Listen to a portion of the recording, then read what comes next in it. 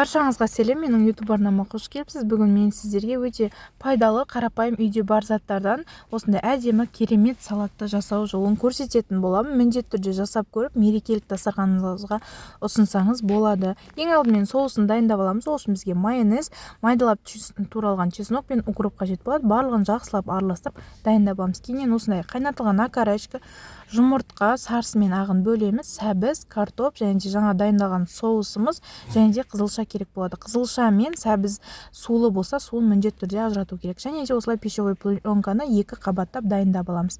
Жаңағы пищевой пленканың үстіне қызылшаны қойып, жақсылап 4 бұрышты етіп жайып шығамыз. Барлық жер бірдей болу қажет, қыздар. Қалыңдығы да, размері де барлығы. Үстінен соусты жағып шығамыз. Кейіннен бұның үстіне сәбіз қоямыз. Сәбіздің бір сәбіз қолдандым, сіздер 2 қолданыңыздар. Сол кезде әдемі болып шығады, қыздар.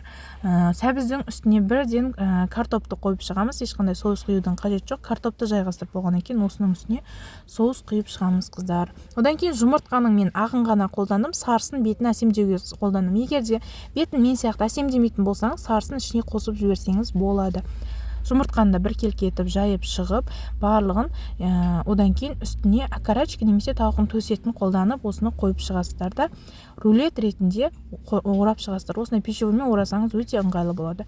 Үстін жауып, бетін пищевоймен жақсылап жауып, холодильникке 1-2 сағатқа қойып, бетін әсемдесеңіз болады, қыздар. Бетін әртүрлі әсемдеңіздер. Егер де дәл менікіндей әсемдейтін болсаңыздар, мен не қажет екенін описание қалдырып кететін боламын. Міндетті түрде жасап көріңіз. Видео ұнаса лайк басып кетіңіз.